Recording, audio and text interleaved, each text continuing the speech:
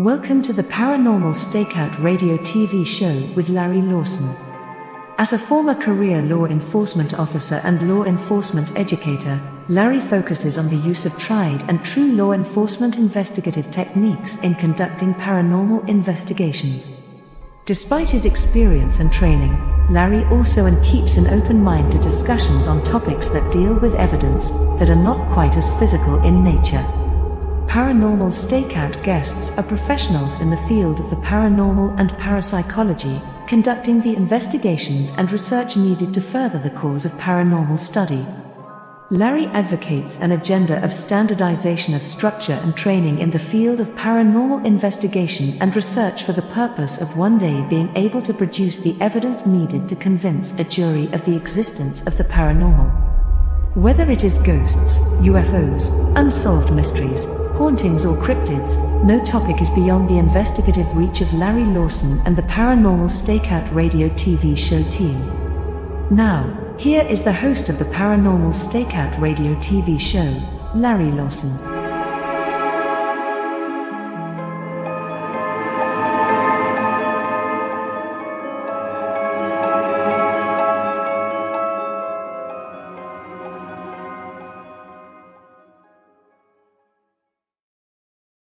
And good evening, everyone. Welcome back to Paranormal Stakeout. I'm your host, Larry Lawson, coming to you from our headquarters in beautiful Vero Beach, Florida, where it's raining quite hard now. We're finally getting some rain down here, and we're very, very happy about that. But I want to thank all of you for joining us tonight. I've got a great show planned for you. As always, I try to bring on guests that cover a multitude of topics here in the paranormal, and tonight's no exception. I think you're actually really going to enjoy this show, but I do want to do some housekeeping. I want to make sure that you know that you can check us out on Facebook at paranormalfbi.com and indianriverhauntings.com. Those are our two Facebook sites that'll tell you what my group is doing down here in Florida and the southeastern part of the United States. You can also see us on Facebook at Florida Bureau of Paranormal Investigation and Indian River Hauntings. And if you want to see some really up close stuff about what we're doing investigative wise, you can check us out on YouTube at Indian River Haunting 2341, and that'll get you right to our channel. One thing that I do like to do in this show, and I'm encouraging all of you to drop me a line. Let me know what your thoughts are if you have any questions. And if you do have questions, I'm going to read them at the beginning of each show. And you can reach me for these questions. You can send it to ghostguy@paranormalstakeout.org. That's paranormalstakeout.org. And we'd love to hear from you, answer your questions right here on the show. Now, our guest tonight, quite a varied history and experience in the paranormal and law enforcement. Our guest, Chris George, tonight comes to us from Grand Junction, Colorado. He's actually from Leadville, Colorado, where he grew up and had several events as a child, seeing certain things in those old mining towns out there. He and his family moved to California, where he became very much involved with the Queen Mary that's docked in Southern California, and became good friends with renowned paranormal expert Peter James. And we'll talk about that tonight. During his time as a law enforcement park ranger in different parts of the country, he's been asked to investigate many strange things that have occurred in the parks. So with that, and he runs a group called APRO, and we'll talk about that tonight also. So with that, joining us by audio tonight is Christopher George. Chris, can you hear me? I sure can, Larry. Thank you for that nice introduction. Well, my pleasure, my friend. I'd love the folks out there to hear a little bit about who Chris George is. Tell us about your early experiences and where you're at today in the world of paranormal research and investigation. Oh, my goodness. Yeah, I have. I'm 63 years old to begin with, and I would say the majority of my life has dealt with the paranormal in some form or fashion. When I was quite young, living in Leadville, which you basically said is a mining town, it was one of the largest mining communities back in the 1800s. And so there, if you ever go into that town, you'll see the remnants of the mines in the backdrop. But we lived right behind a mine, Mhm. and it was just basically the tailings that was left. But one night when I was about, oh, I'd say either 7 or 8 years old, I woke up in the middle of the night. It must have been around 2, 3 o'clock in the morning. And I saw standing in my bedroom doorway whom I thought was my father. And he was about the same kind of build and height. So I automatically thought it was he. Uh, as we, as I looked at him, I says, "Papa, what are you doing standing in my door?" And the entity, I guess you could call it almost a shadow figure because I couldn't see any detail, kind of cocked his head and didn't say anything. And I says, "Well, Daddy, why are you standing there?" And still nothing. And I even went as far as saying, "Boo, Daddy, boo." And it looked at me again, and then it turned and it walked in the direction of my parents' bedroom.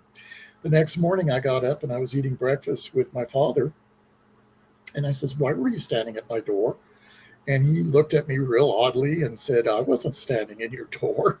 And I said, "Yes, you were. You were standing there. You were looking at me." And he says, "Crazy kid, you were dreaming." No, I was not standing in your door. So I kind of more or less accepted it, except for the Mhm. fact 2 nights later, my friendly shadow figure showed up again, but this time with another entity.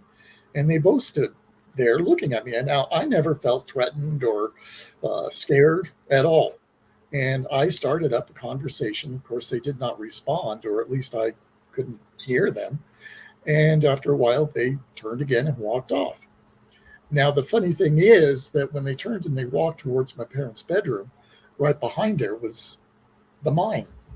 And so years later, I kind of put two and two together and summarized the fact that, goodness gracious, it more than likely was the spirits of two dead miners. Now, But how old were you when this happened? I was about 7 or 8 years old at Okay. the time. And even during that period, one other time I woke up and there was a strange blue light coming from the front of the house. And I could see it, and it kind of pulsated. And so I got up, being the inquisitive child that I was, and it was pretty much the dead of winter. And our house had three large panes up in the front, and you kind of look down onto the street. And so, if you've ever put your head against a very cold uh, window pane, you get that really cold shock. And Mhm. I remember doing that distinctively. And I looked down, and I thought I was looking at a huge owl staring up at me. I just remember the big eyes. And then as I noticed it, I just went dark. And the next morning, I woke up in my bed. So Mhm. I often wonder if I didn't have an abduction case. And I haven't had any since, at least that I know of. But the whatever this was definitely huge. Well, huge, more larger than a regular owl. Right. And the sky was kind of that eerie blue look to it. And the and I knew it wasn't a dream because of the window pane. That window pane kind of reinforced the whole experience because it was Well, so cold. did you think at the time that you were looking at some other entity, or when did you realize it wasn't an owl? Probably a few years later, after I started watching some of the UFO shows, and it Mhm. was the eyes that kind of sparked it. And to this day, if I look at a rendering or a picture of an alleged alien, those eyes draw me back to that moment. They Mhm. almost look through you, and it was a very very eerie experience. A lot of things happened to me as a child. I even saw Bigfoot at that point, and I think I was about 9 years old Mhm. at that point. It was just before we moved to California, and we were at what they called Half Moon Campground. and it sits at the base of Mount Massive, and I got mad at my folks for something. We were camping and somebody said something. I don't even remember what it is, but I got mad and I stormed off. And this was about getting towards twilight. And there was a stream that was just down from the campground. And being a kid, I'm mumbling to myself and cussing my folks and my family and so on. And I'm throwing rocks into the stream. Now the stream probably was about, I'd say about 10 feet across. So it wasn't really all that big. And I heard this commotion coming through the trees. I heard the branches moving and a crunching sound. And I didn't really pay much attention to it. And then finally I got this overwhelming impulse to look across, and they're standing. And it was one of those situations where you start at the feet and you just keep looking up and up and up and up and up. And here was this Bigfoot. Now I thought it was a monkey, and I just kind of was laughing and everything, and it was making kind of a guttural noise. But again, I didn't feel threatened by it. In fact, it seemed very peaceful, and it just kept looking at me. It squatted down to where it could look across and see me at my level, and I just started asking questions to see if it would respond. And then finally it got up and walked off. And then I went to the Queen Mary, and the Long Beach, California.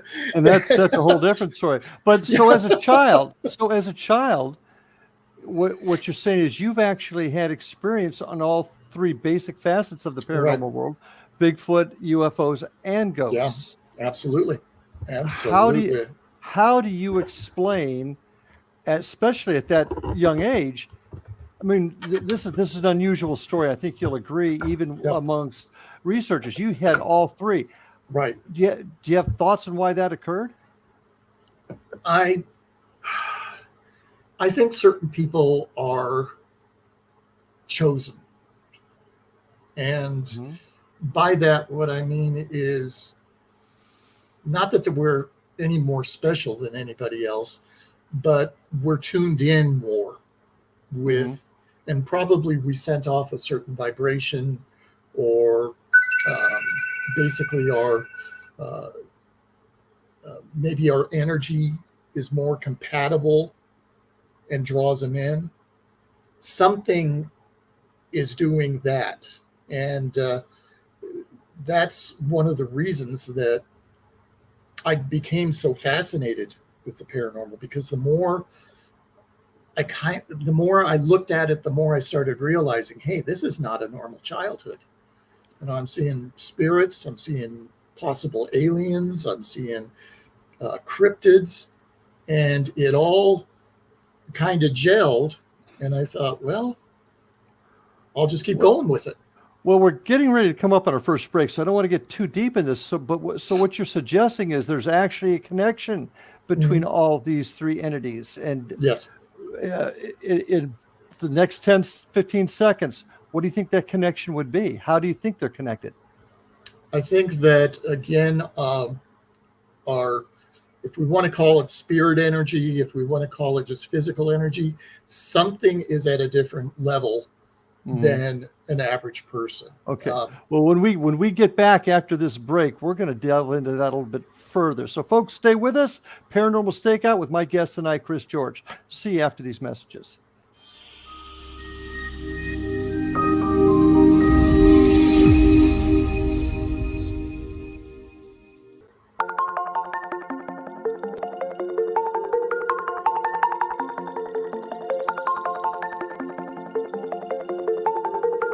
Question: what is the name of the unique blend of coffee you get that has been formulated by a neurologist, a neurobiologist, and a pharmaceutical chemist?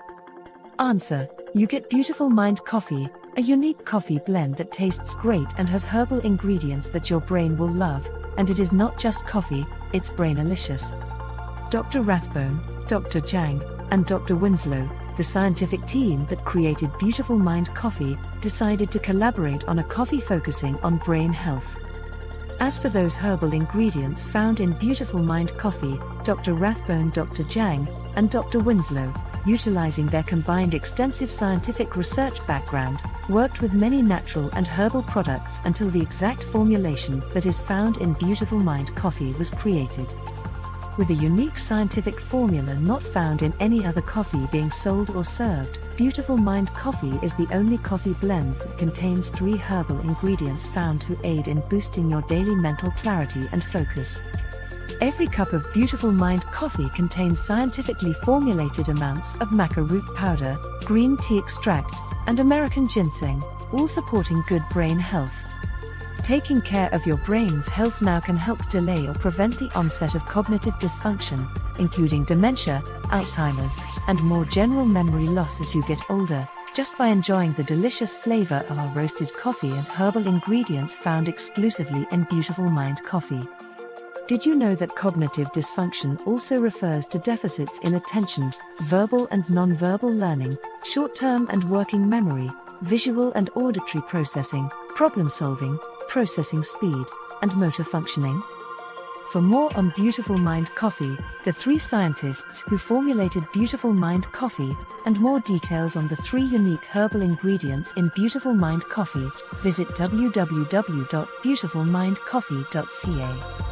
Beautiful Mind coffee is now available online at amazon.ca and amazon.com.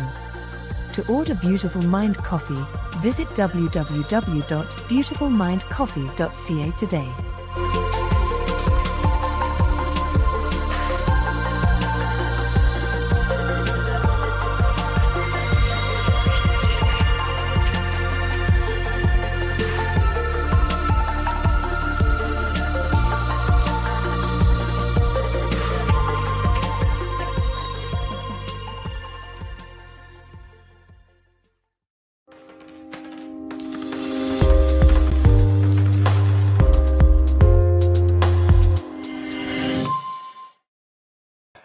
And we are back on Paranormal Stakeout. My guest tonight, Chris George, joining us via audio.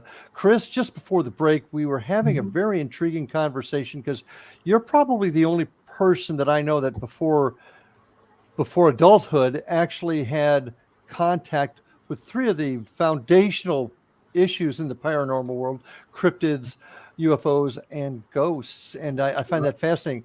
Now, you were beginning to explain your thoughts and theories on how, especially at your age, you had this connection. Can you go ahead and finish that thought?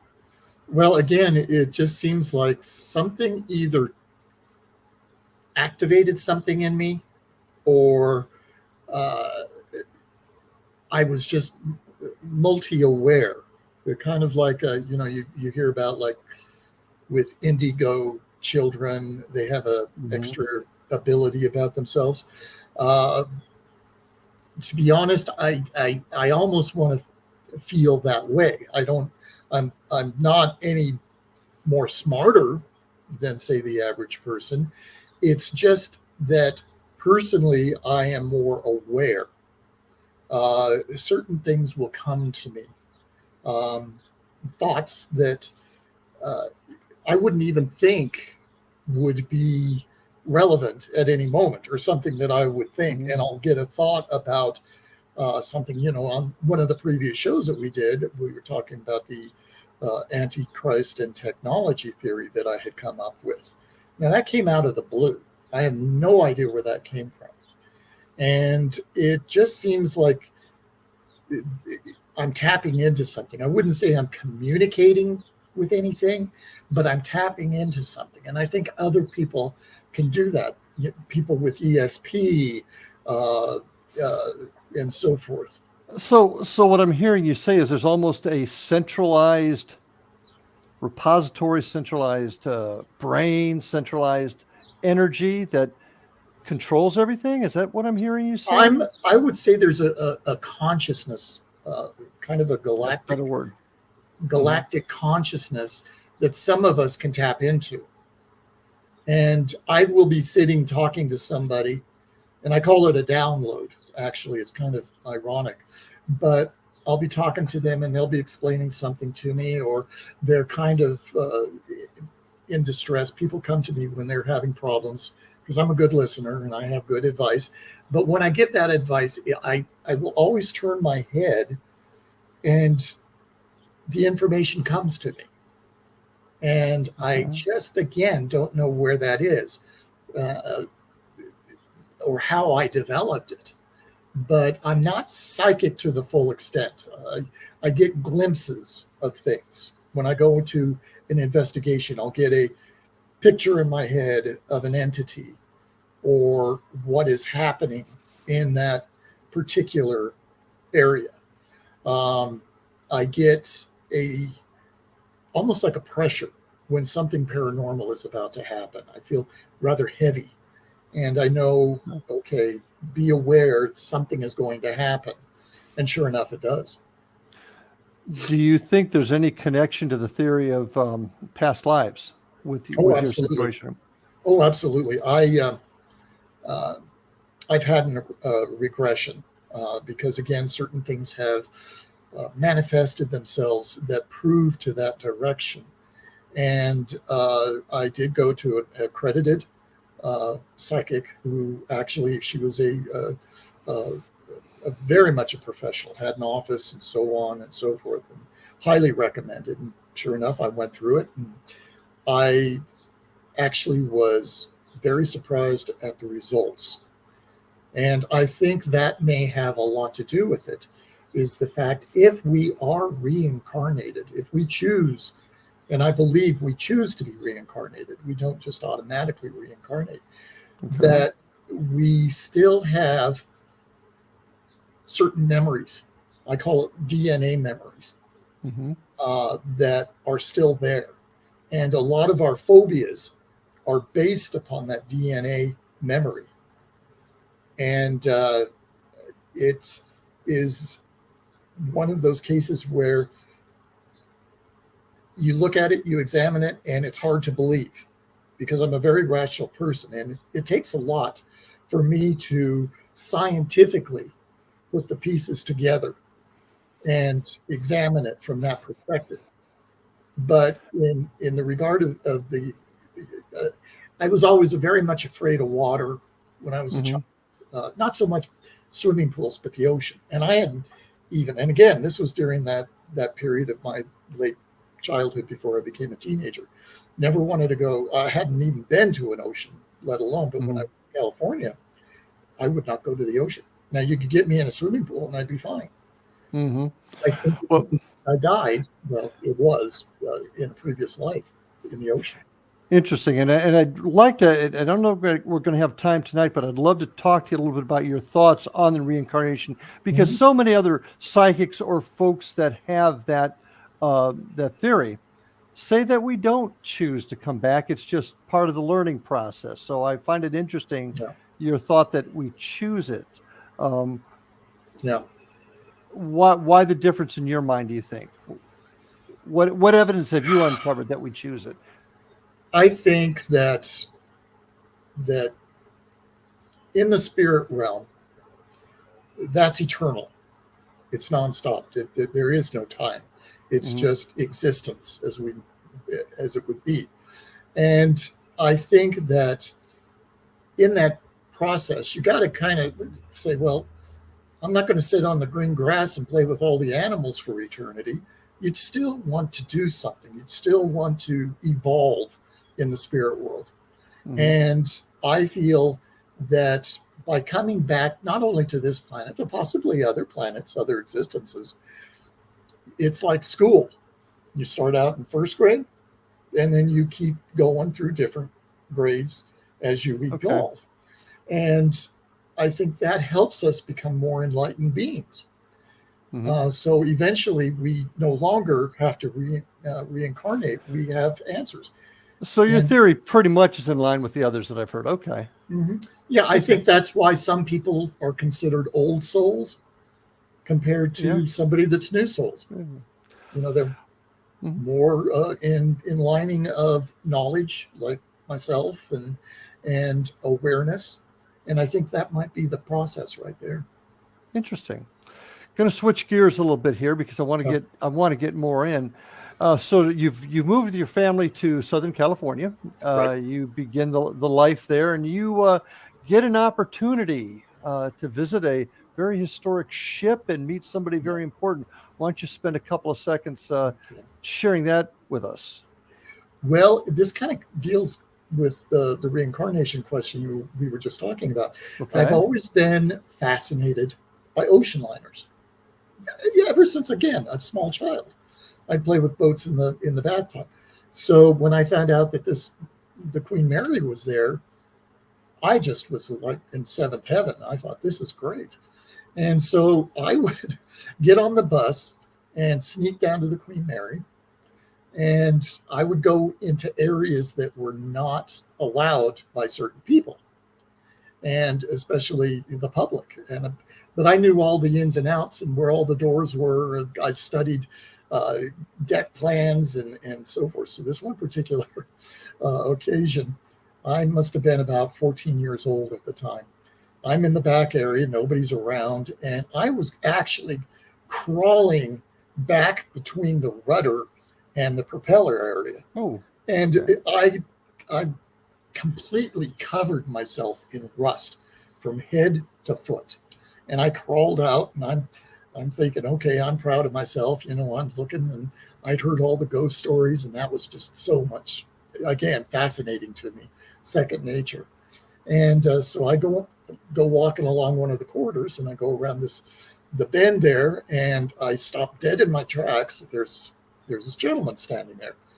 He looks at me, I look at him, and he says, "What what are you doing here?" And I looked at him, and I says, "Well, what are you doing here?" And he looks at me again and smiles, and he says, "I asked you first." And I says, very sheepishly, I says, "Well, I'm ghost hunting." And this big grin comes on his face, and he said, "So am I." And he started asking me some questions, and that was the beginning of a very special relationship that I had with Peter James. And he was always known. He always had this white hair, but this very, very black mustache. Hmm. And I didn't know who he was, but he had begun investigating the Queen Mary for various shows on TV and so on. But he allowed me to tag along with him.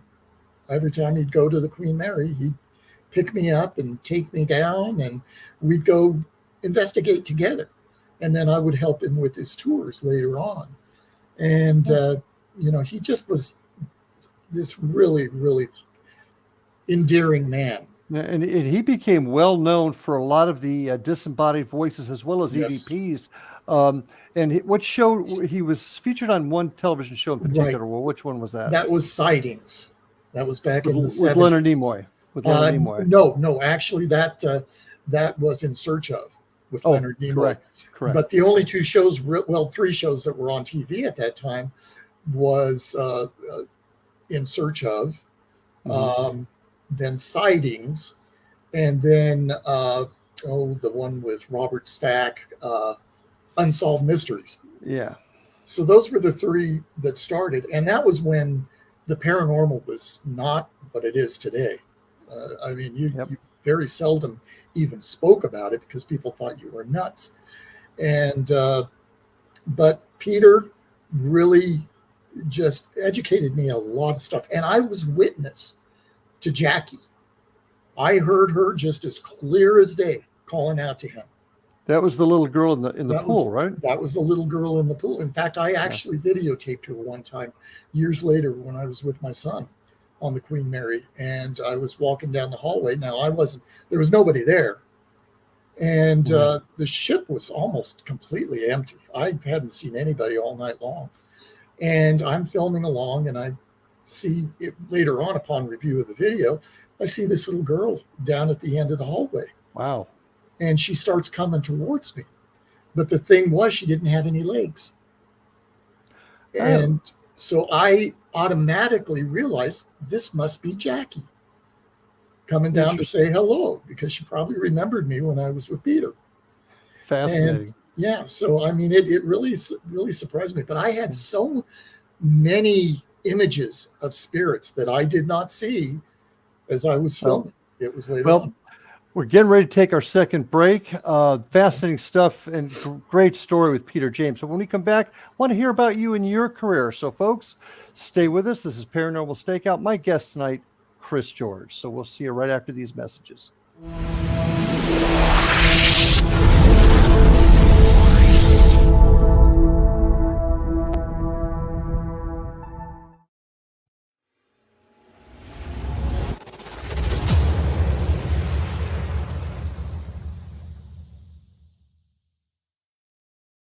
So I was watching the X Zone TV channel last night when I was abducted by aliens, and they kept repeating to me over and over again, simultv.com, simultv.com. What's simultv.com? That's what I asked them. They had it written on the side of their UFO. How do you spell that? UFO. No, I mean simultv.com. simultv.com. simultv.com. Right. simultv.com. Interesting that you were abducted by aliens in a simultv.com UFO last night. Oh, yeah? Yeah. Now that you mention it, I remember now last night I was awakened from a deep sleep. My great-grandmother was standing there. She said she'd come from the hereafter to tell me about simultv.com. She even spelled it out for me. simultv.com, sonny boy. simultv.com. simultv.com, sonny boy. Wow. Yeah. Guys, you'll never guess what my psychic guru just told me. simultv.com. Exactly. Are you guys psychic too? Of course. We all know about simultv.com. simultv.com.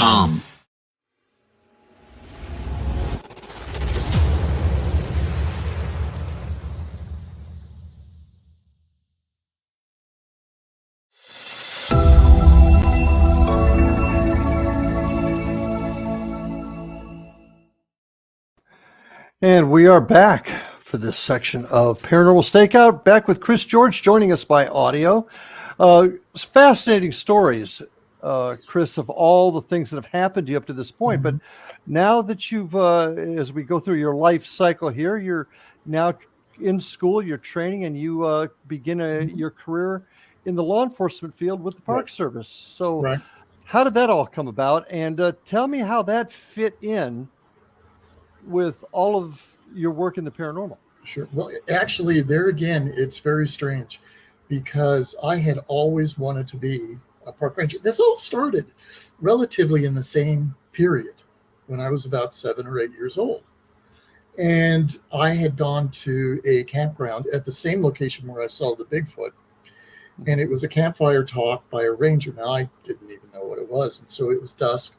They had a big, huge bonfire in a pit. And all of a sudden, I saw this individual coming out of the dark woods towards me and my family. And he had the big ranger hat on. And he comes around and he starts talking about the stars and the Indian legends that dealt with the stars.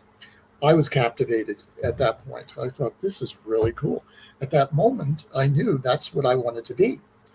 And so I moved to California. My poor dad, he always says, Chris, there's no way you can be a park ranger in a major city like Los Angeles. And that just made me angry. I thought, I'm going to show you. I'm going to definitely do it.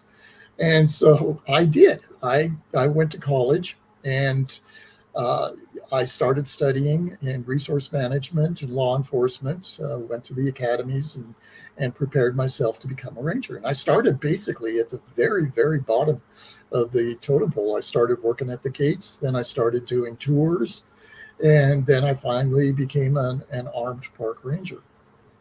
And the irony about it was that as I did this job, I started to encounter things that you would consider paranormal in many of the historical parks or some of the different varied locations. And it started just going hand in hand. I would look at it from a forensic point and a law enforcement point, and then I would look at it from the parapsychological point. Mm-hmm. Well, what did you experience? Well, in some of the buildings where there was nobody there, you'd hear voices, which is kind of unsettling when you go in and you're by yourself and you're checking the building. and you hear these voices and you can't locate where they're coming from. Shapes, different shapes I'd see. It really, it was like, okay, I know what this is, but from my point of view, wearing a uniform, it was like, okay, now you've got to act like a ranger. You've got to be very methodical and scientific in this approach. Do you have people in the building? Are you witnessing somebody that's hiding somewhere in the building? So you go through all of those processes and start checking them off. And then it's like, okay, then you need to get somebody else to hear it. So I'd call in other rangers, and sure enough, they would hear it or they would see the same kind of things. So it validated, and I knew I wasn't going crazy. So it really started to spark that. And so every place I was stationed, I started working in city parks, went to state parks, and then I went to the federal parks. And I spent quite a bit of time in the federal parks. And there, they had learned that I was interested in the paranormal. And it didn't even faze them. And Really? Yeah, no, because at that point they had witnessed something going on in their parks that they couldn't understand. Now, they had heard about me going to UCLA when I was in college. And at that time, there was a paranormal department, which is no longer there. But it was, the instructors were an individual by the name of Carrie Gaynor and Dr. Thelma Moss. And they were involved in the entity case. And one of the things was that it was the hardest course I'd ever gone through. In all of my college courses, anything, this was the hardest because they started out debunking everything. We started learning about architecture, hydrothermics, biology. And I mean, you just name it, we studied it. And it actually thinned out the amount of students because it wasn't getting right to the fun stuff. But when I more or less graduated, I've got a BA in parapsychology, or a BS in parapsychology. And then I've got my BS in the resource management and law enforcement. So I've got 2 degrees, and it really helped me. But during that time, again, it was the early 80s. It wasn't what it was today. And the department was actually closed after a while after I had graduated. And because the board of trustees felt it was a bad impression to have something like that because it was wacko science. And so they went ahead and eliminated it. But Interesting.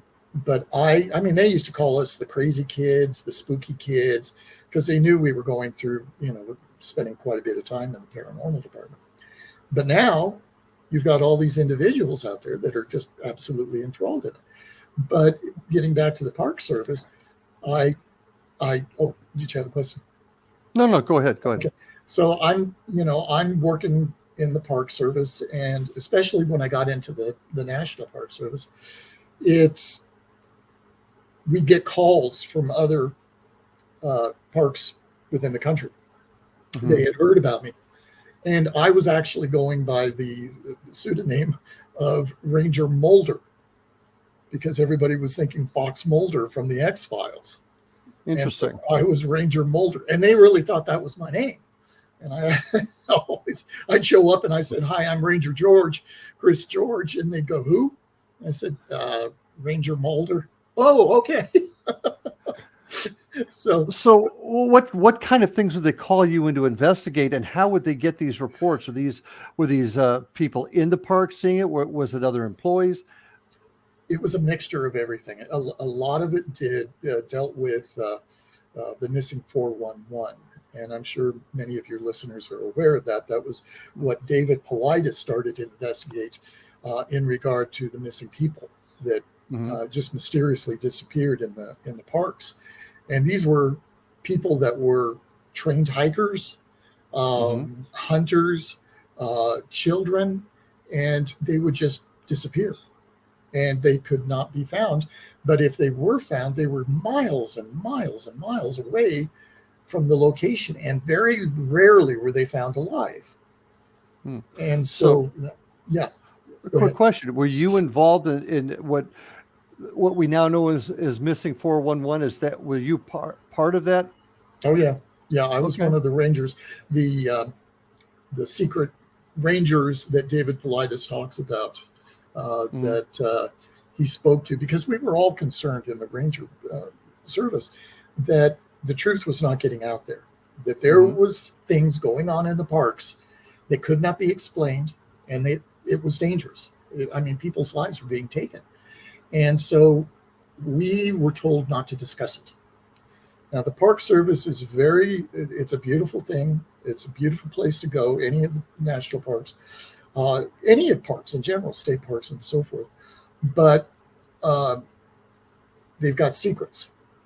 And the Park Service didn't want it known because it would affect revenue coming into the parks, if people realized that the parks were not safe. And so we decided to go to David because we knew he was investigating it. And we were speaking very shyly and really basically under the cuff. Interesting. And the more that he started to explore, the more he found. And see, whenever we would have an incident, just like in law enforcement, you fill out a report. What you witnessed, who your witnesses were, the circumstances and the outcome. We would do that. It would get normally filed, just a random, say a DUI or something, and it would get filed, go to the supervisor, get filed into the park records. If you had an encounter with something that was bizarre or paranormal in nature, you give it to the supervisor. The supervisor would put it in a separate file in a locked cabinet. Then a few days later, I call them suits, would show up and take those reports, and they disappear. You call to check up on it. There's no record. There is nothing to deal with it. Or if you had encountered something, the military would show up. Really? Oh, yes. Oh, absolutely. Well, go ahead. Tell me in a couple minutes here, craziest incident that you investigated in the Park Service. Oh God, we'd have to have 10 episodes for that. One that really stands out is I was in backcountry up at Yosemite with another ranger. We were on horseback, and we always go back, just make sure hikers and everything are okay, the environment's okay, if there's any wild predators around that we should be aware of. So it's usually about a week-long tour. We went out, and there was a lake, a huge lake up there in Tuolumne Meadows. And so I told my partner, I says, let's go ahead and circumnavigate, and I'll meet you at the far end, just to make sure we got everything covered. So he agreed, and so we started out. And I get to the point where we're supposed to meet, and nothing. He's not there. And so I give him about an hour, just because I think maybe he encountered something. Well, an hour passes, and I get worried. So I try raising him on the radio, and there's no reply. So I start to backtrack, and I have no idea. Well, off in the distance, I hear this horse whinnying, and I thought, okay, that must be his horse. So I went ahead, and I thought at first he was sunbathing on a big granite boulder, because he was on his back and he was at a slight incline. And I thought, well, this is, and I yelled out to him, and no response. And I got closer, and I got up against his other horse, and the horse was very jittery. And I went up, and I looked at him, and I knew right away something was not right. And I went ahead, and I thought, God, there's something that just didn't, it made me feel odd looking at it. Yeah. And what what we're going to do is we're going to have a cliffhanger. We're going to have a cliffhanger here, folks. So stay with us.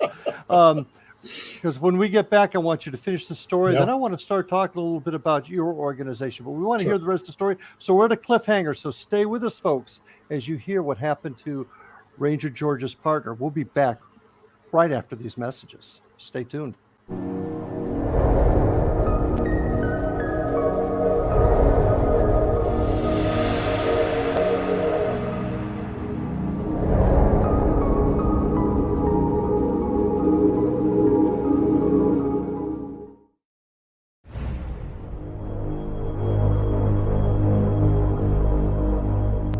You have heard of the X Zone? Now watch it on Simul TV, plus 500 video games, live TV channels, free video on demand, worldwide, and more. Does this sound like tomorrow's television? Well, it is, but you can have it today, right now. It is Simul TV. Simul TV offers what the others only wish they could provide. 15 exclusive channels like X Zone, sci-fi, and horror.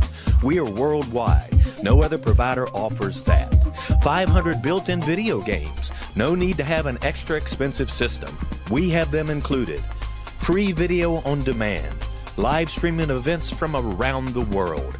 Interactive online network, and much more. Tomorrow's TV today. Simul TV. Sound too good to be true? Well, it's not. You can have Simul TV today. Sign up at simultv.com. Do it today.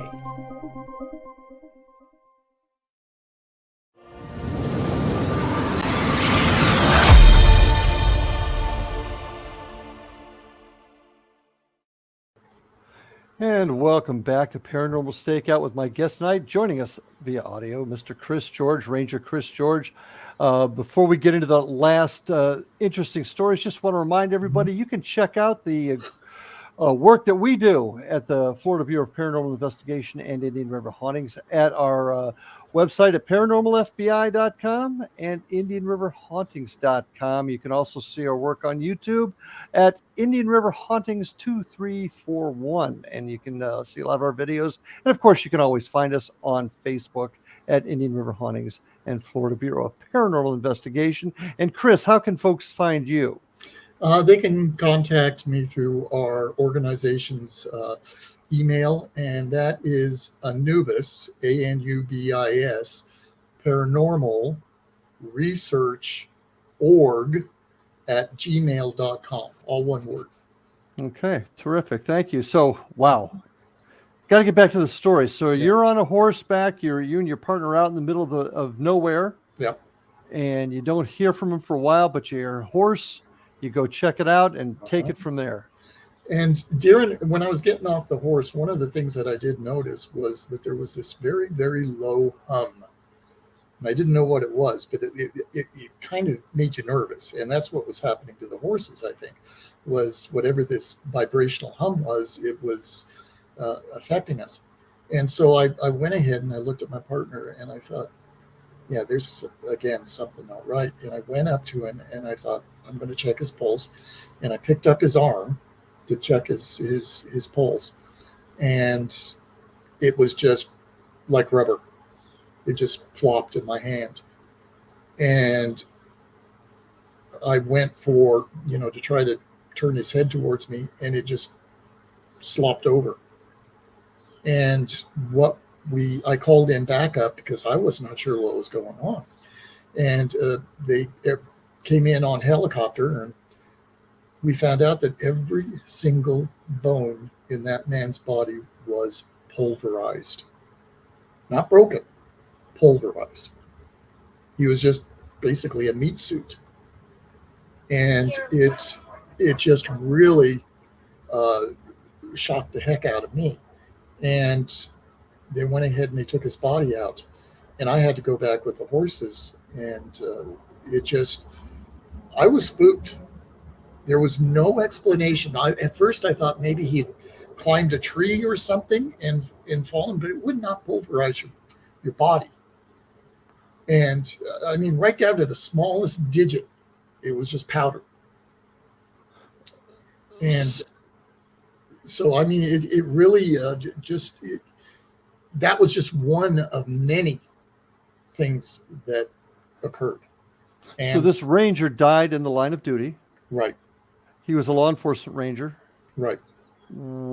That usually sets off all kinds of bells and whistles when somebody in our business dies in the line of duty, especially mysterious like this. what happened? What steps did the Park Service take? Absolutely nothing. We had a family. I mean, well, he did have a family, but then they went ahead and cremated the body before the family could claim it. they cremated the body before. Yeah. Is he listed on the law enforcement memorial in Washington? No.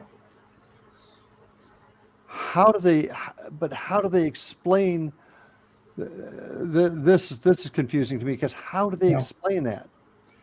That's the big thing. Everything is so secret. It really, you're threatened if you say anything. They say basically that if you signed a non-disclosure act, and you're not allowed to talk about these things. The suits, as I said earlier, will reinforce that, and they tell you this never happened. And you go, okay. That's why when David Paulides was checking into it, we had to be really, really cautious, because we were literally afraid not only for ourselves, but for our family. We knew that there was some horrible critters in Washington that was trying to cover this stuff up. But what year did this happen?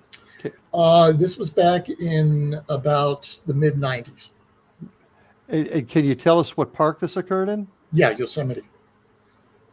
Interesting. Yosemite. And a lot of incidents have occurred at Yosemite. I mean, there's like I said, I could tell you volumes, because then that's when they realized that they had activities going on that they could not explain. So who could? And it got out that I had a good chance of explaining it, because nobody would ever deal or dwell with the idea of paranormal in a rational world. But here's Ranger Mulder, who's got some answers possibly that could do an investigation and be a professional law enforcement officer and deal with it, but then jump the fence and deal with it from a different perspective. I mean, I would actually like to. Can you share his name? Are you able to share his name? I would. I don't think I want to, and just in regard to the family, in case they heard it. Okay. I just want to honor his name. And I get it. I just, I mean, that kind of hits home, because that's one of the most bizarre stories I've heard, and it's frightening that could happen. Well, the thing too, Larry, is like I was kidding. I really wasn't kidding when I said I always have trouble getting on shows like yourself and so on. It's almost like a lot of times somebody's blocking me. They don't want me talking about it. But I'm at such an age. I've gone through some medical issues. The truth needs to be told. And I'm not afraid of the government. I mean, they can do whatever. I mean, like I said, I'm not that long for this world anyway. Have they put this kind of pressure on David Paulides? I think to a certain degree, but he's become more public. And I think there's a mixture of truth and basically misinformation going on. So from who? The government? The government. Absolutely. Because again, they don't want these things known. They don't want people to be aware that there is something out there that we cannot control. And it would not, it would really make the public doubt the government in protecting them, especially out in the woods. Really? Any more than they do? Yeah, but that's the thing, is that it almost sounds like something you would see in a movie. It's so bizarre. And we always said, nobody's ever going to believe this if we tell it.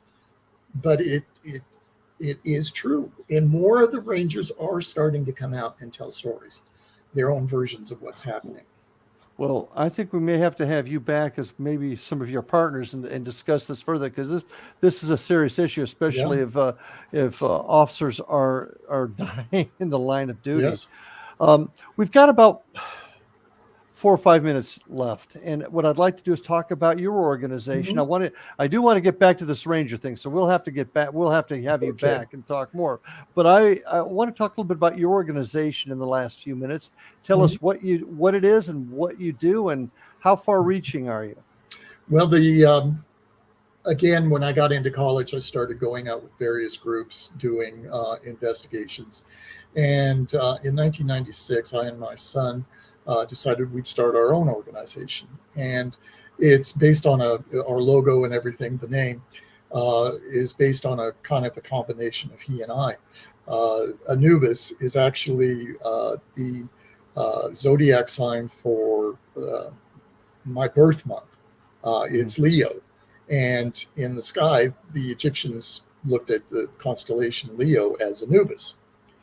And so I kind of used that as my area. And then the moon that sits behind it is his. He was a moon sign. But also Anubis is the guardian of the dead. And it just kind of goes hand in hand. Now, we started with being here in Colorado.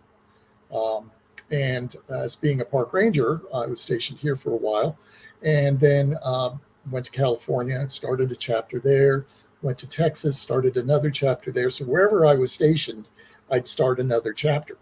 Altogether, during that time, I think we had about 4 chapters. Today, 25 plus years later, we have approximately 12 chapters in the United States, 1 in Japan, 1 in Scotland, and just recently Canada.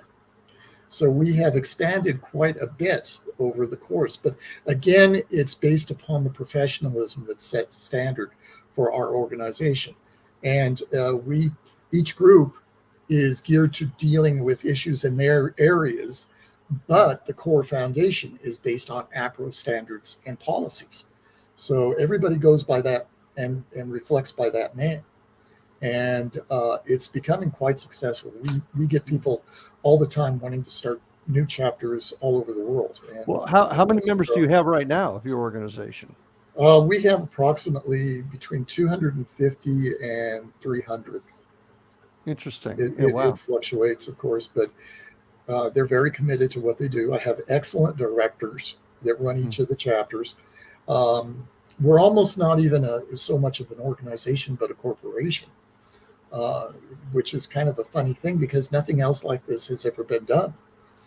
Where I mean, a group or two. There's a few groups out there that are spread out, but not to the extent that we are, where we're encompassing the world. And it just is. I'm very proud of what we've accomplished. And again, it's a lot of work. I have to say that for sure. How do you keep everybody on the same page? I mean, if you've got a group overseas, how can you ensure that they are adhering to your protocols and your standards? Well, each director is vetted. They have to go through a video process, like we're doing here. And the whole process, a series of questions, and check their enthusiasm. Make sure that they are fit for taking on a responsibility like this. And once I and my partner agree on it, then we'll go ahead and forward all of our materials, our manuals, our forms, our videos, the whole gambit. And then it's in their hands to gather investigators, team members, and we give them the structure of what we look at. We've got photographers, we've got tech people, we've got the investigative side, and so on. So each one is there, and they have to report to us each month with not only a video call, but also a monthly report that is broken down with everything that they've done. And if it's a big thing like a business or something, they have to get approval first. Yeah, fascinating, and so much more to go over. Unfortunately, we are out of time, Chris. We're going to have you back to discuss this a little bit more. But thank you for joining us tonight. You're welcome. Fascinating stuff, and we'll talk to you soon. And folks, appreciate you joining us tonight. A lot of interesting stuff here. A lot of stuff that we need to uncover more of. So stay with us, and for future shows, appreciate you being here. Please stay safe, love your family, and we'll see you on the other side. Have a good night.